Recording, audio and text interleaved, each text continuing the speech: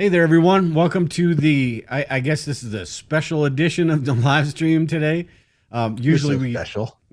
yeah, usually we do our stuff on Fridays or Tuesdays and all that. But we got a cool guest on with us tonight. So we decided that we were going to do this one Saturday afternoon. We've got Brian from the Titan Preparedness YouTube channel on with us. We've been talking back and forth for quite a while. He's got some pretty cool YouTube channels or YouTube videos over on his channel. And we wanted to talk about tonight some bug out bag or some gear testing, why skills are important, all of that kind of different stuff when it comes to preparedness. I've got a link to his channel below. If you go over there, you can see he does a lot of videos about that stuff, the testing the gear and all that. Before we get into the show, though, Brian, why don't you go ahead and introduce yourself? Let them know, what you're doing over there at Titan Preparedness and all that stuff.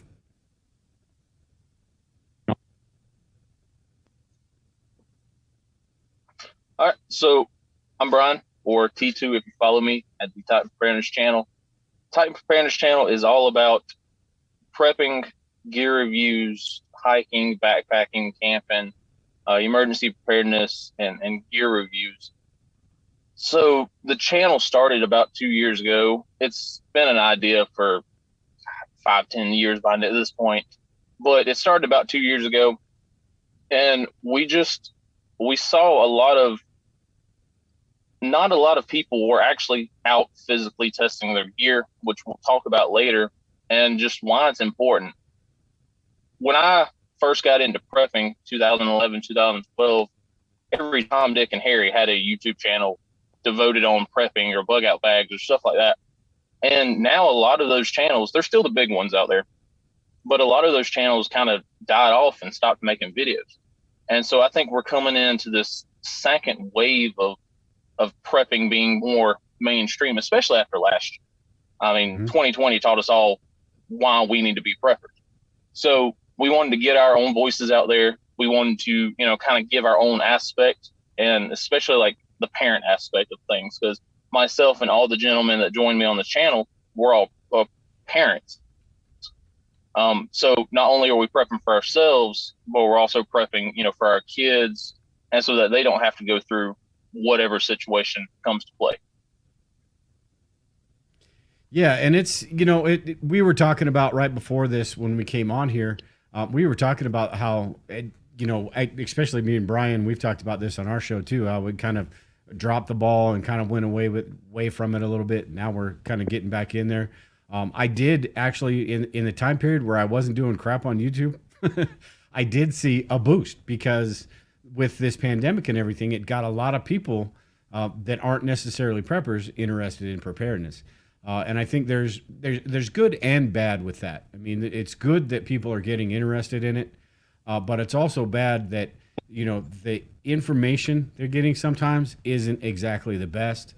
Sometimes it's just the basic information. I mean, if you just Google bug out bags, you're going to get some pretty good information, but it's all going to be the same crap. And you're not, and like we're going to talk about with the testing and all that, there's a lot more that goes into this stuff than just that basic stuff. So yeah. You have on your channel, you have what's called a 10-mile, the Titan 10-mile challenge. And when I was looking at it, I was thinking 10 miles, that's a lot. I think, we like to go hiking and stuff, and sometimes the trails are, 6-7 miles, and those are pretty long. 10 miles seems, I can totally see it. I'm not saying it's too long, but I'm like, whoo, that's that's a challenge. Kind of explain what that is.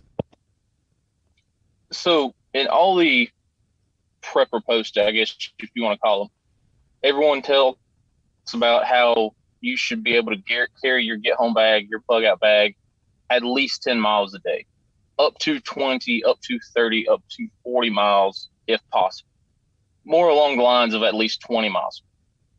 So out of all these videos that I watched, no one was actually taking their gear and testing, taking their gear, strapping it on their back, and finding out if you could walk with your gear for 10 miles. So again, been doing this for like 10 years by this point. And I was watching videos. I'd see some cool new piece of gear and say, ooh, I want that. Ooh, I want this. And so it got to a point where my bag was 50, 60, 70 plus pounds. I went out on a hiking trip one day, and instead of buying a new bag, I just decided to use my, bug out bag as my hiking bag. I took out gear that I knew I didn't need, but it was still easily a 45-pound pack. And we did 3 days, 26 miles. So it was a pretty hardy, hefty adventure. And then so it got me thinking, all of these posts, all of these videos of guys putting stuff in their bags, and most of them look more like inch bags, like 85, 95-pound packs. The person talking is 120 pounds soaking wet. How the heck are you going to carry this 90-pound pack any longer distance than just to the mailbox? So I wanted to put this challenge out there, and you can send the links to, your favorite YouTubers or your favorite bloggers or whatever they are, and say, hey, listen, that pack is huge. That pack is massive. Can you actually physically carry it that 10 miles? Because again, most people say you need to go 10 to 20 miles a day during a bug out. So can you actually physically carry it is number one. But also number two, how much stuff in your pack do you actually not even need? Like, we put stuff in our packs just to say we have them, but how much weight can you drop by taking out that fishing pole or taking out that entire trapping set and leaving it at home or leaving it out at a bug out location versus in your bag and in your pack? I've served in the military, and I'm 30 years old, and my back is not the same back as a 30-year-old. My knees are not the same. My feet are not the same. So I'm not carrying a pack that weighs 60, 70, 80 pounds any distance at all, unless I'm physically forced to. But then, so I do, we do a Titan 10-mile challenge. And we come back and we say, well, this is the gear that works. This is our problems that we faced, whether it be with our feet, whether it be with chafing, whether it be with our boots, whether it be with, like the last one was hydration. My buddy David didn't hydrate enough throughout the adventure, throughout the day, and that caused issues later on. Mm-hmm. And it's those things that you find out when you actually strap your pack on and go for that walk. Those are the things that you can go, okay, well, luckily for us, it wasn't a true bug out or a true get home situation. So this is what I need to put in my bag to make that next time, that real situation, better, to make me pass through it. Chafing, or you getting blisters on your feet. Those two things can drop a man. I don't care how tough you are. If you start chafing or your feet start blistering up, game over the next day. So you might make 10 miles the first day. Next day might be 2 miles. But if you actually take your gear out, you actually test your gear, you actually go for a walk, you test your shoes, you do all this kind of stuff, then you can say, okay, well, now I know I need moleskin or leukotape, or I need baby powders or Vaseline for the chafing or wherever, and figure out the weak points in your system, and that way you can make them better. So it's all about actually taking your gear out and testing and challenging YouTubers, challenging posters, challenging bloggers, whatever you want to call them. Instead of just putting gear in a bag, actually take that bag on a walk and figure out what you need and what you don't need. Yeah. A few people in the chat too were commenting too. And if anybody has any questions or whatever for Titan, for Brian, for me, whatever, leave them in the chat. But Alkman, Sarah, and Tim, all three kind of had the same type of comment, and it's that physical fitness. A lot of us overestimate our physical fitness, and I think we've talked about this a few times, and Lisa and I used to talk about it all the time. It's that being farmer strong. It doesn't mean you've got to look like Arnold Schwarzenegger and go to the gym 5 times a week or anything like that. But you have to have that endurance. You have to have that ability to lift and to do that stuff. And I think with testing your gear out and stuff like that, it's a great opportunity to kind of, 3 birds with 1 stone, basically. Kind of test your physical abilities out, understand where your shortcomings are, whether that's with gear, with yourself, or whatever. Yeah. I'm curious, Brian, when you were in the military, Were there, like when you first started out, was there some stuff that you carried, and then as you were doing, more stuff, was it just kind of you tossing, only keeping the bare necessities, or was Which there? Brian are you talking to? Oh yeah, Duff. I gotta call you Duff. Duff. When you were in the military, how did that all work? Or was there a strict you have to carry this no matter what? Yeah, we had a pretty strict packing list. In basic training, you don't have anything with you anyhow, so you're kind of stuck with what they give you. But when I got to the Ranger Regiment, no, they're pretty strict on your packing list, and you would pack a ruck so heavy that there really wasn't a lot of room in it for extra stuff. It's not like you don't have a lot of time when you're in the military to sit around, if you're out in the woods doing stuff, to sit around and read a book or to bring any shit like that. You're either walking or you're working, you're doing your patrol base activities and stuff like that. So it was pretty lean down to the point where, you're trying to cut on weight, where I'm not going to take a full toothbrush. I cut my toothbrush, the handle off my toothbrush. T-shirts, sometimes you just cut them down because you have to wear your BDU top over them, or your ACU top, whatever they have now. So cutting your T-shirts down to give yourself some extra, just less shit to carry. But now they're pretty strict about it. Yeah. Sarah said in the chat too, extra concerning for females like me, body armor alone takes me down in stamina. And I think that's maybe not even just females, but people, understand your abilities and your limitations, what you're going to be able to do, and make sure go ahead. Yeah. You see these people with, let's say 60 pounds of bug out bags, what they think they're going to need for, a 3 to 7 day trip to a bug out location. Then you start adding arms and ammunition on top of that. I mean, an M4 weighs 7.5 pounds with one mag. You start adding extra mags, that's pound a piece. You start, like she said, body armor, that's easily 15, 20 pounds right there. Now you've taken your 50-pound pack and you just made it into an 80-pound pack. So boots on the ground, somebody mentioned boots on the ground experience. Absolutely. Yeah. Brian and I were talking about last night. This sounds like a perfect opportunity for a bug out mule. We were talking about DARPA making these mule robots. I'm sure you've seen that, but that'd be a perfect opportunity. Load all your body armor, your extra mags, and all sorts of stuff on that bug out mule, and then then you're just fine. The problem comes in, man. The problem is, if you have the capacity to carry shit, you're going to carry it. Right. So, people, a lot of times, if you have that bug out mule, you'll put a bunch of stuff on there. And then a lot of people are like, well, I can carry my backpack still. What happens if the bug out mule, something happens to it? So you can't rely on anything that's not physically on your body. So next thing you know, now you're just buying it's your garage basically that's walking behind you down the street. Man, you're killing my fantasy here, man. That bug out mule is probably going to cost me $200,000. It better not break down. Listen, that's why I got a bunch of kids.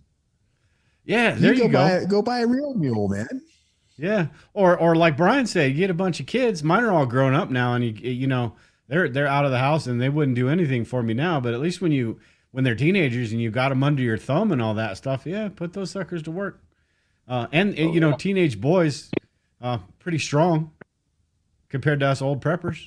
I mean, Brian's pretty young, but us two Duff and I are pretty old, so old and broke. Yeah. And somebody made a comment in the chat too. Cascus talked about the more you know, the less you need. And I want to talk a little bit about skills too, along with this stuff, but that is absolutely the case, because if I'm not going to say don't take a water filter with you or whatever. Don't put a water filter in your bug out bag. But if you do have those skills of making a field expedient water filter, something like that, may not work as good as say a Sawyer or something like that. But it's a better than nothing type thing. So let's say your pack mule does break down and you have to leave all your crap behind. Being able to do that stuff, it's the less stuff you have to carry. I talk all the time about a fixed blade knife, because with a fixed blade knife, you can basically make anything. It may take longer and it may not work as well, but you can basically make anything. Utensils, bowls to heat up water, all sorts of different stuff. So the skills are definitely important. Yeah. Absolutely. And I believe that statement is true. And I made a video, and it's probably one of the most disliked videos. It was 5 prepping falses or 5 prepping lies or something like that. And it's not that I don't agree with that statement. But in a bug out situation, I'm leaving my home. I want to make my life easier. And I'm willing, I'm a gear junkie. I'm willing to carry an extra, like I got a sleeping bag in my bug out bag. It's a 0-degree bag. That'll get me through any winter night around here. I'm willing to carry that extra 3 pounds just because I know unless I give myself, I mean, how long does it take to make a good quality field shelter? 10 hours, 6 hours, 5 hours. That's that much more time that I could be walking and that many more calories that I could save. So I love that saying, but I also, I want to say it's more of a bushcraft. Like you said, it's, you can go out with a knife, nothing more than a knife and a ferro rod and do pretty fine. You can build bowls and you can boil your water and you can do a bunch of things. But that saying has always gotten to me, I guess. Yeah, I can see that. Hey, I'm curious, both of your guys' opinions on this. We talk about the bug out bags, and it's a huge topic in the preparedness community. We talk about all the bags and all the gear and all the supplies and all that stuff. What are, in your guys' opinions, what are the likelihood that we're going to have to actually, at some use that other than the testing and all of that stuff? Whether that's a get home situation, whether what are the odds of a get home situation versus what are the odds of a bug out situation? Either one of you can go first. Go ahead. You want to go first? Nobody wants to go first. Oh, okay. So I'll go on. Get home bag. I actually just made a video, haven't released it yet, but I think a get home bag is more. I think a get home bag is more important than a bug out bag, just because if something does happen, my bug out bag is at home, because my bug out bag is about double the size of my get home bag. So I don't want to leave a good quality bag with good quality gear in my car for somebody to swing by and go, oh man, I'm going to break in his vehicle. Let me steal, I don't know, $1,000 worth of equipment. But a get home bag, now it's starting to raise up a little bit in price as I've tested it and as I've used it more often and done more Titan 10-mile challenges with it and whatnot. But I mean, I've used that thing being stuck in traffic. I've used that thing. Tire broke down, didn't have cell phone reception. My jack apparently was missing the little iron to take the lug nuts off. So I had to walk. Yeah, it wasn't very far, 3-4 miles to the local gas station. My buddy David, one of the first videos he was in, and his first get home bag was because he was stuck. It was like 5 or 6 hours away, and his car broke down on the side of the interstate. So instead of sitting on the interstate, well, the exit was 2 miles from where he was at. So he grabbed a couple of items, water bottles and what little food he had, snacks and crackers and stuff. And he walked it. And then he called someone. They came and got him. They got the vehicle towed. So I think a get home bag is more important than a bug out bag. Hopefully we never have to use a bug out bag, but I could see using a get home bag. We just had a tornado a week ago. Luckily it wasn't a bad tornado. Didn't cause any damage really. But you're at work, tornado hits, you're not driving out of there. Not with all where I live, we have a bunch of trees. So you either stay at work or you can spend a couple hours walking home. And that's really up in the air. And that's why I think the get home bag would be more important. Again, hopefully we never have to use them for that, but. Yeah, it's good to have. It's definitely good to have. Yeah. What are your thoughts on that, Brian? Duff? Oh, you're muted. I think it's all dependent upon your situation, right? If you're in California or you're down along the Gulf Coast, odds are that you're going to probably end up having to bail out of your house at some point due to a hurricane or a brush fire or something along those lines, an earthquake where your house becomes non-livable. Well, you want, it's an evacuation bag. I know we get wrapped around these great prepper terms and all that, but it's an evacuation bag. You're getting out of your house, you're going somewhere. Well, I mean, what are you going to put in that bag? Well, if you're planning, mostly it's going to be because you're going to have to get out of the way of a brush fire or something like that. You're trying to go to a hotel, a family and friends, someone else's place. Well, then you're going to want more of the creature comforts in it. But if it's, you got to look at the situation. Why would you be bugging out of your house? Like, did society just end? So now where are you going? So is it that, like, Brian said earlier, I'm never coming home type of bag. So in those situations where if you don't live in an area where that's prone to you having to evacuate your home, then you're going to probably, that your more important bag's going to be, like Brian said, your bag for getting home. Yeah. Because your home's going to be intact, So I think it depends on the situation. Is your house next to a train track that feeds off of a spur where they have a chemical plant? And, if there's a train derailment, are they going to kick you out of your house? Are you going to have to evacuate your home for a while? So figuring out what your biggest threats are kind of will dictate what your biggest plan is. I mean, if you're living in the Bay Area, up along any of those hills outside of the Bay Area, they're all covered in woods and they have huge brush fire problems. So probably trying to get the hell out of there is where your number one challenge is going to be. And if you're out in the middle of nowhere, well, you're likely to, if you're not at home, if you break down at home, you're at home. Otherwise, you're going to break down away from home. And like you said, like Brian was talking about, you're going to end up having to hoof it. So I think it's all dependent upon your situation.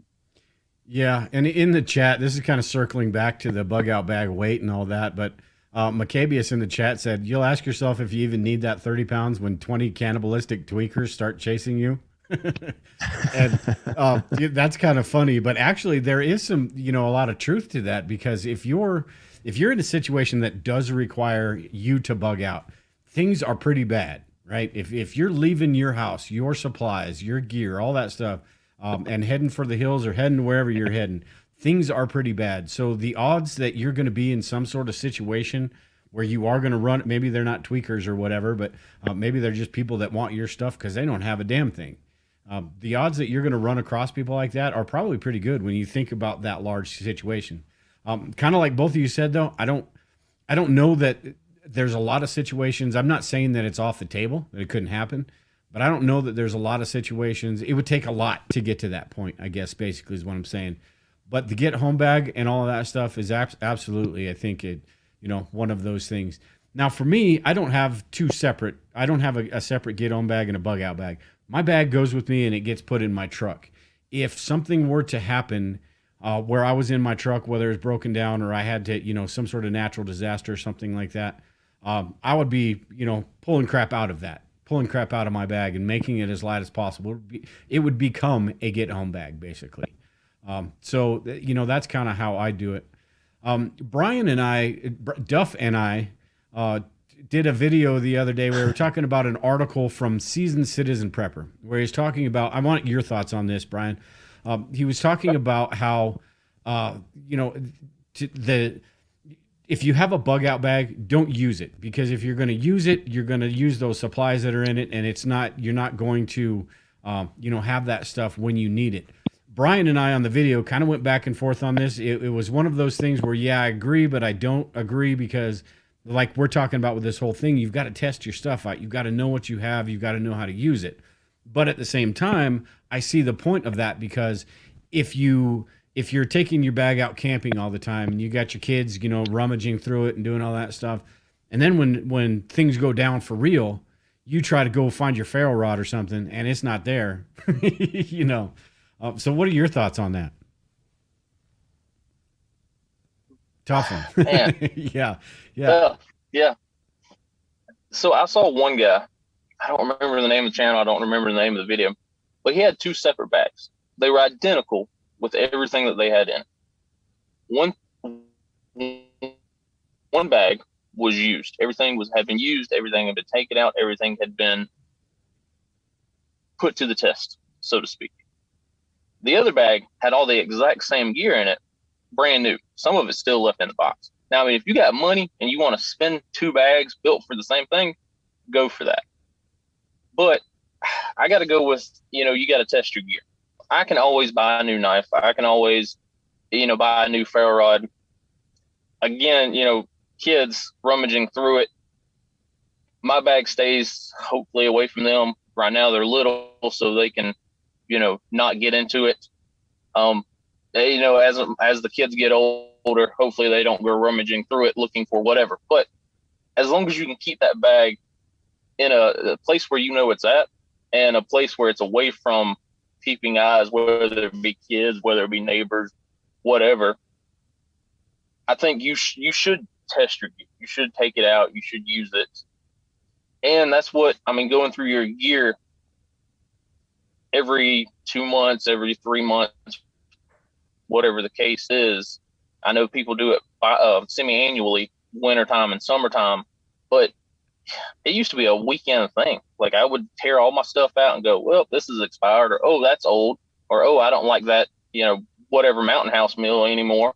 So swap them out. And that used to be, I do that probably twice a month. And so that's where you catch if you're missing something. If your kid took off with your ferro rod, well, now versus knowing. But if you're in the field, you get what you get. So if you got a bug out and your kid done ran off with a ferro rod, sucks to be you. You best have a backup. Yeah. In the chat, I'm just going to read this comment because I want to say his name, but Five Virgins Prepper said in the chat, bugging out sucks. Seriously, where do you go? The cities are doomed. That's a really good point, too, with all of this stuff. We can talk about the gear we have. We can talk about all these different situations, but what are you going to do? I think that's, one of the important factors that a lot of people, because we all love our gear and we all love having this stuff, right? And almost like you were talking about with checking the bags and everything, it's almost sort of a religious experience, like cleaning your guns or something. You get through, you look through all your stuff, you're playing with your toys, basically. You put it all back in there. But so that part of it's fun. But the reality of it is, where the hell are you going to go? And I think if you don't really have any place, you're basically becoming a refugee if you don't have any place to go. So, there could be situations where you don't have a choice, but I think maybe you ought to think about what those options may be in those different situations. Yeah. Anything? I think Duff said it a while ago. Go ahead. Sorry. I think he said it a while ago, where go to a friend's house, go to a hotel. I did a bug out trip one time, and I'm sitting in the middle of the woods. It's pouring down rain. It's cold. It's like 20 degrees outside. I'm getting soaking wet. And in that video, I mentioned, go to a buddy's house, go to a hotel, go to anywhere that has a roof over it. That's my first option. Like he said, like Duff said a while ago, if it's a fire and I can go, let's say 20 miles up the road, and I can either walk or take a vehicle, I'm going to go find a hotel.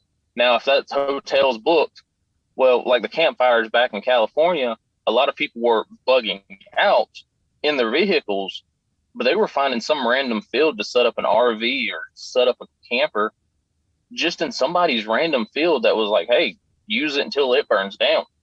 If the fire gets up here, it gets this close, then we'll have to, everyone pitch up and leave again, but use it until you can't. Yeah. And so my first option is, of course, somebody's house in the non-affected area. I've got family, I've got friends. I've got a buddy right now in Alabama, which is 2-3 states away, that I can call him up and say, hey, listen, South Carolina just got wiped out. I'm coming to your house. And he'd be like, okay. And at least stay there for a couple weeks and remap out, try to figure out what's going on. Yeah.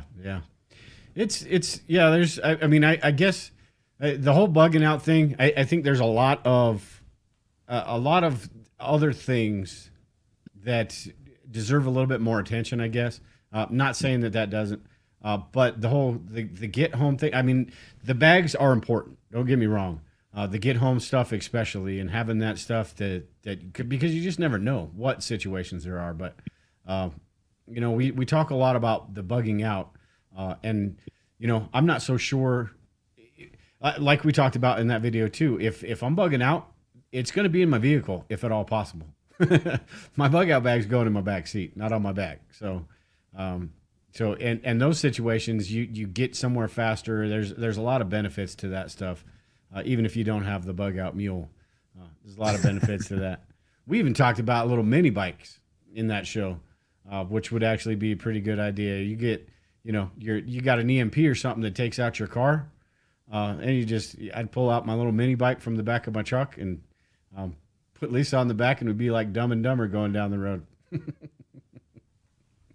I think so. There's some of the bikes out there nowadays, the electric bikes, I think they're getting up to the 100+ mile range too. So your electric mountain bikes and stuff like that, they're quiet. They run real well.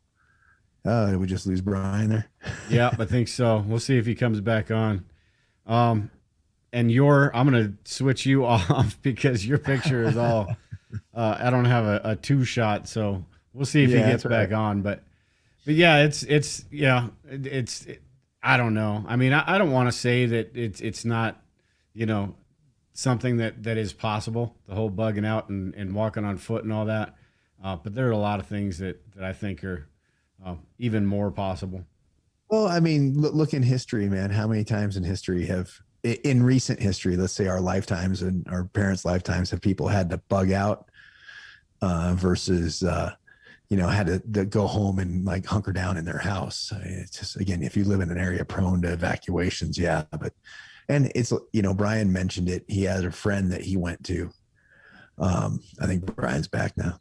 Yeah. So Brian mentioned that he had a friend in Alabama he can go to, and that gets back to what we talked about before about prepper groups and stuff, really having a network of people, not necessarily the group. Everybody, I think, thinks of prepper groups as these, groups that all meet up on the mountaintop and they turn the place into some Walking Dead fantasy land going on up there, as opposed to, I have a friend 4 states over, another one 8 states over.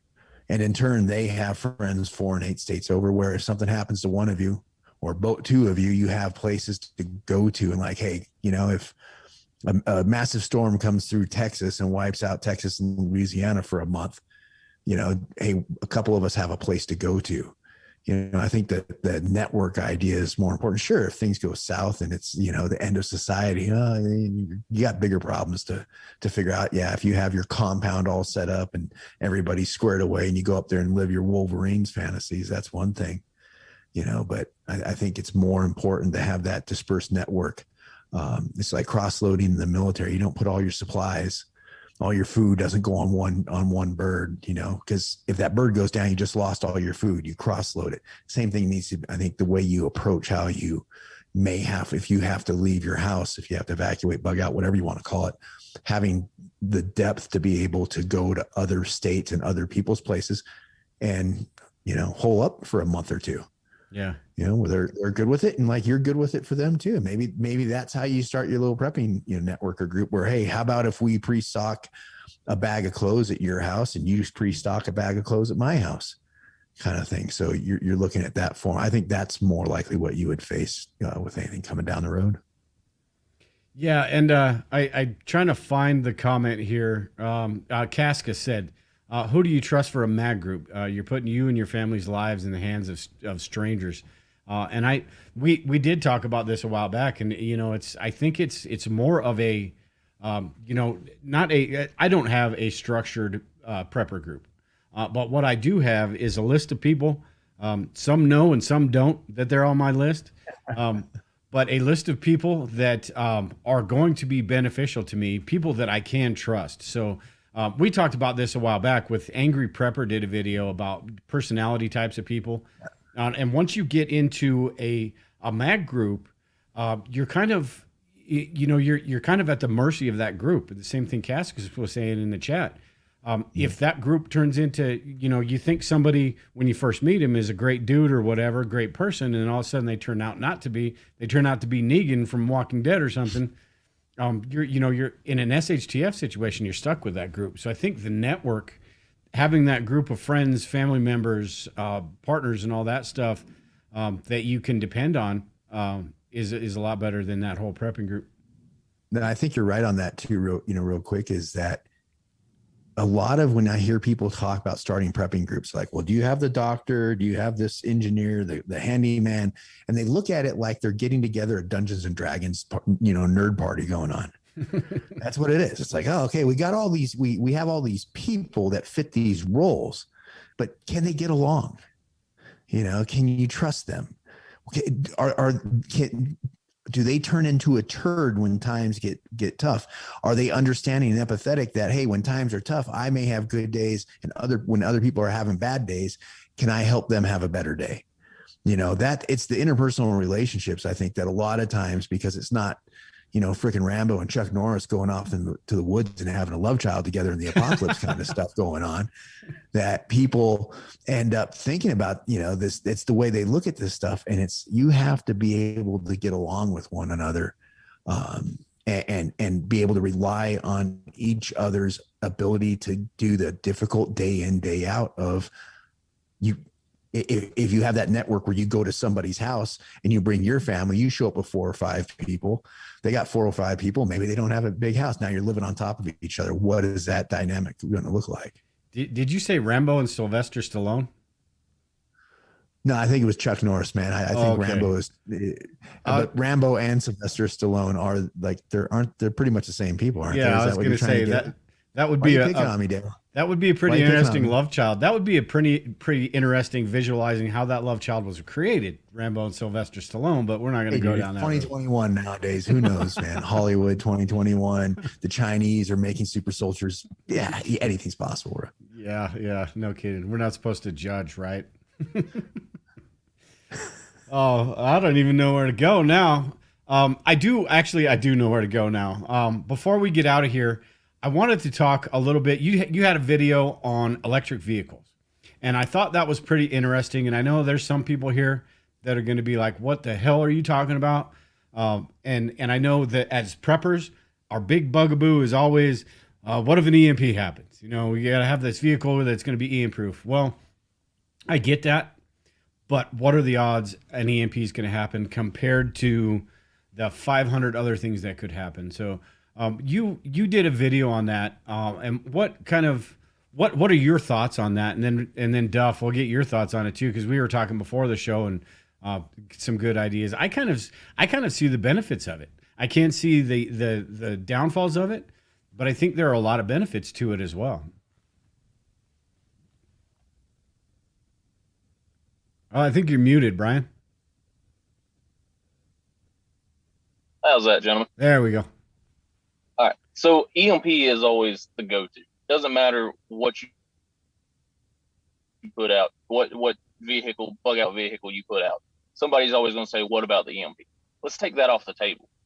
Not every bad situation is a world-ending apocalyptic situation.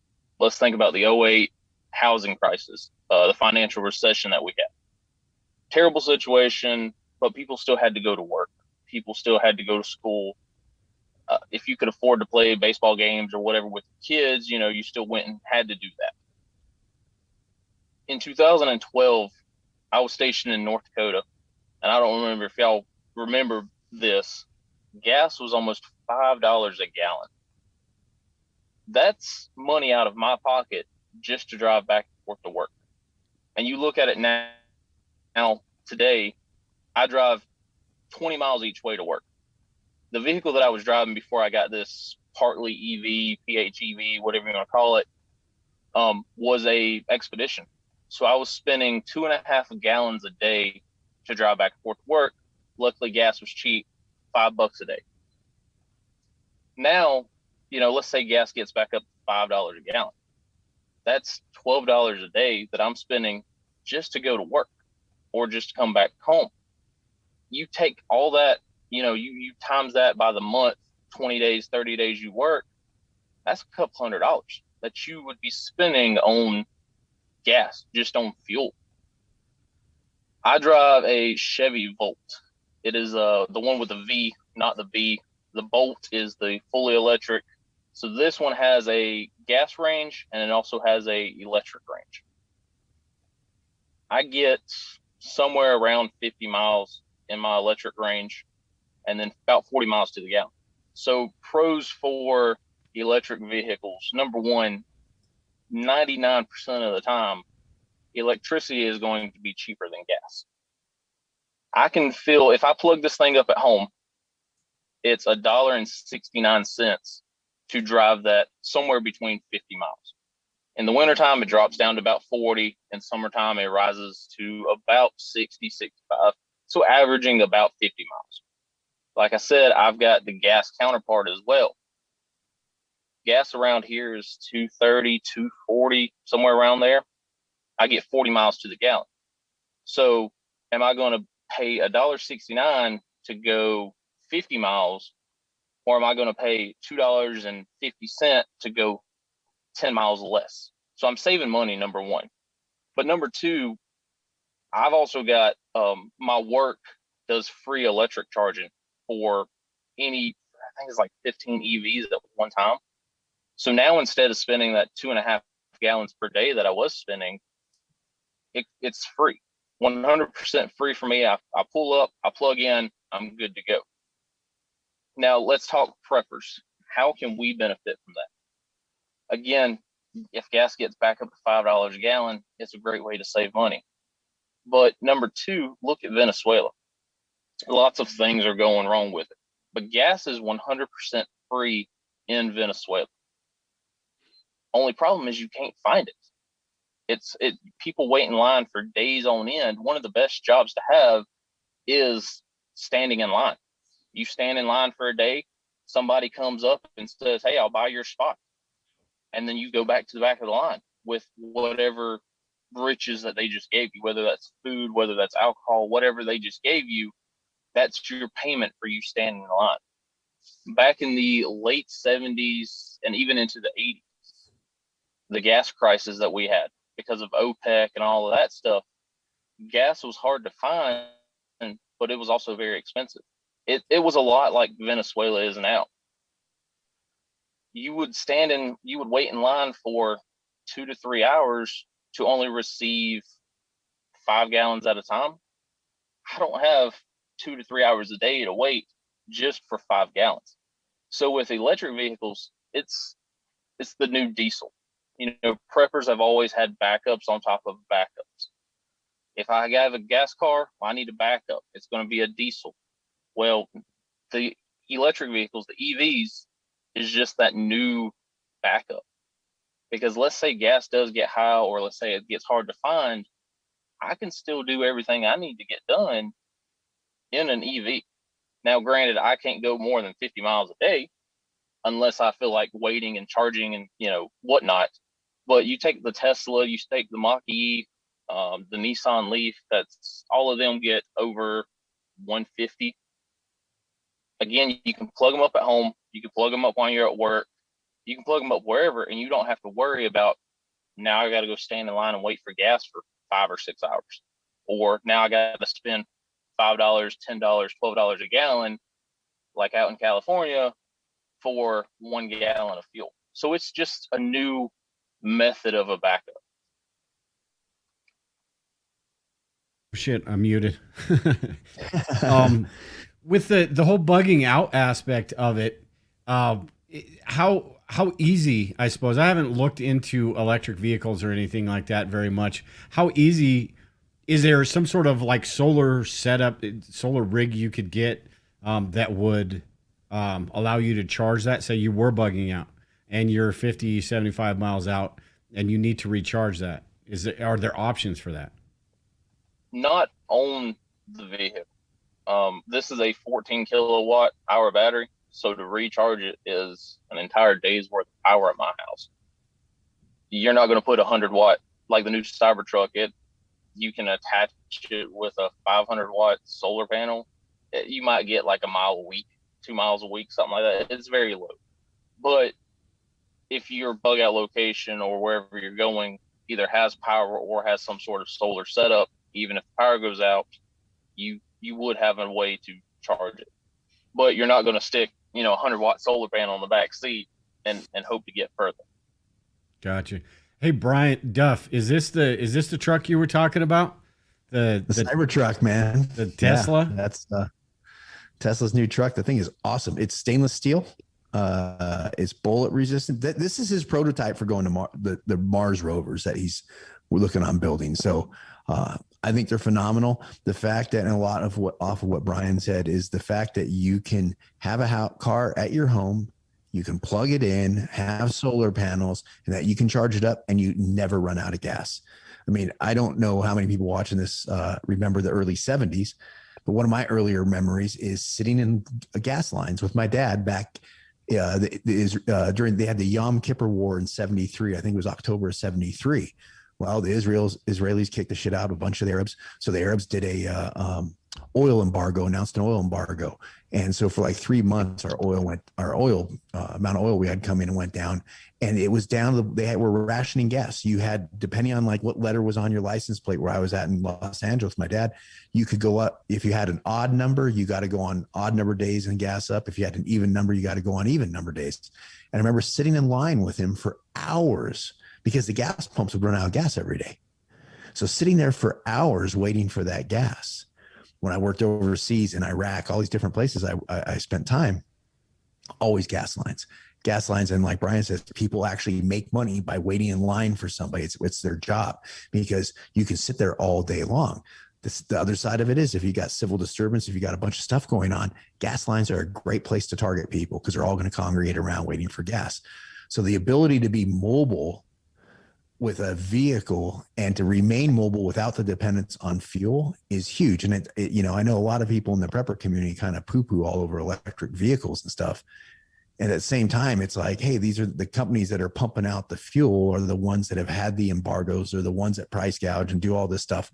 We literally have no control over that, what they do. I can't, like I told you earlier, I can't drink a beer and pee out gasoline to fill up the tank on my truck.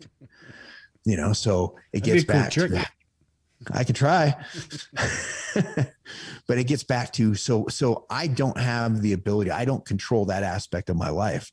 So if I'm truly want to be prepared and able to be mobile, is I need an electric vehicle at some time, and I need an ability to charge that vehicle because that's the only way I can guarantee that I am going to have power going into that vehicle to be able to drive it for the extended period.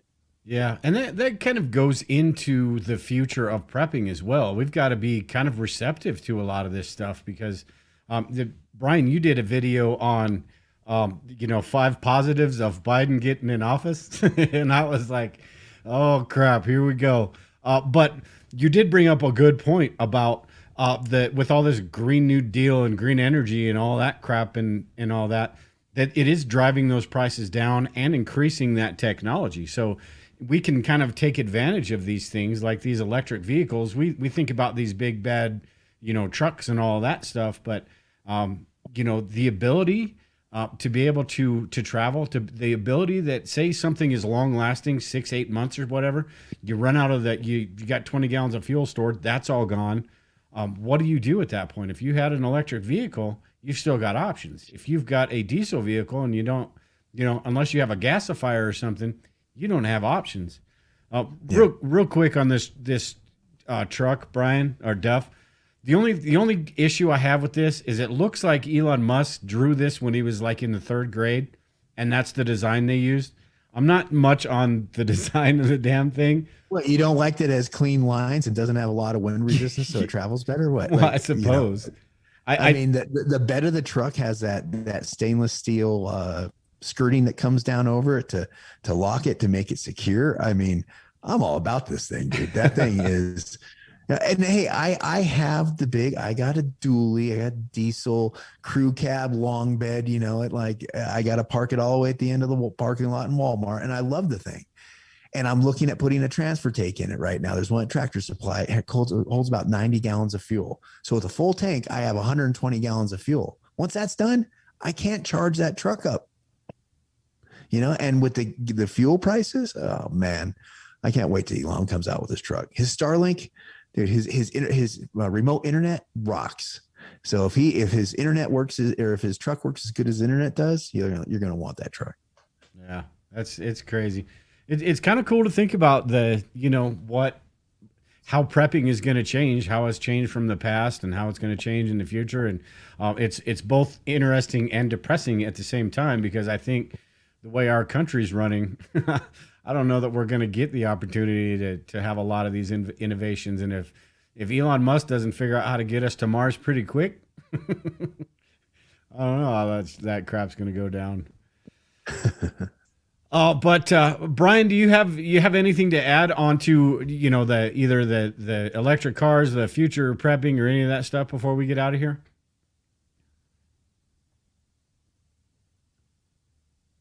No, just, take your gear out, test it. That's all I can say. As far as the electric cars, if you don't buy a brand new vehicle, they're not that expensive. This one was only 12 grand. So, and it's only 2 years old. So look around, shop around. Obviously, Tesla Cybertruck's going to be $100,000. So don't say, oh, I can't afford a backup vehicle. Well, yeah, no one can afford $100,000. But again, test your gear out. We are doing a bug out challenge. Myself and one of my buddies coming up. His first time doing a long distance trip, and he's a bigger fella. He's 300 plus pounds, and he's been, he's been with me every trip that we've done as far as the get home bag. So now we've got a bug out bag, more gear, more supplies, stuff like that. And we're doing 20 miles instead of 10. So if things go south, we can't just jump back in the car and ride out like we did the last time. So that's the upcoming adventures. It's going to be fun. If you're not a prepper already, prep. I don't know why you'd be watching this if you want a prepper, but I mean, hey, welcome to prepping, I guess. But get your family and friends into prepping as well. That's your first, you talked about groups, you talked about, all this stuff. That's your first line of groups. That's your first line of defense. My buddies know that, hey, they can come to my house and at least hoard out for a week, 2 weeks, 3 weeks. And if things really go south, like I am the bug out for many of their families. So that camaraderie, you got to have it. You got to have it somewhere. If you don't want to hop online and talk to the prepping groups there, go talk with some guys at work. Just say, hey, listen, y'all like to hunt, y'all like to fish. Y'all ever thought about, maybe having an extra few spare cans of food in the house? So build your own groups, test your gear, and we'll see what the future holds. Yep, exactly. I think the food is the main thing, just that basic stuff. Be able to, and I think a lot of people learned that this last year too, be able to lock down, lock yourself in your home and not go anywhere, not do anything for, a few weeks or a week or something like that. At least have that basic stuff. And, it's easier these days than ever to approach somebody about preparedness, not necessarily prepping, because prepping still has that negative connotation to a lot of people until they figure it out, that we're not all a bunch of, we're not all a bunch of whack jobs. Not because we're preppers anyway. I'm a whack job for completely other reasons, but yeah, it's not that hard to broach that subject these days. Duff, any sage advice, any Duffisms before we get out of here? Or No, man, I'm trying to keep it clean over on your show. Yeah, that's true, huh? Man. We're on survivalist preppers, so we can't drop any F-bombs and stuff like that. So it's no, just like putting just a muzzle be open-minded to the future. Understand that the future is evolving, both with people, politics, financially, technologically. Everything's evolving. So stay up on it. Don't get stuck hard and fast to any one idea. Be willing to change and pivot as it benefits your preparedness. Yep. All right. Well, Brian, I appreciate you being on the show again, everyone. Brian, you can find him over at the Titan Preparedness Channel. I've got the link below in the description of this. So if you're watching sometime in the future, whatever, head over and subscribe to his channel. Sounds like you've got some pretty cool stuff coming up. I always like those real life type situations where you actually go out and do stuff and not just, kind of like me a lot of the times where you just put videos up talking about stuff. You're actually out there doing the stuff, and those are all always pretty interesting. The fails, the find out what works, find out what doesn't, all of that different stuff. Very cool. So it sounds like you got some pretty cool stuff coming up. But everyone in the chat, I appreciate it all, and we will talk to you all later. Thanks for having me, guys.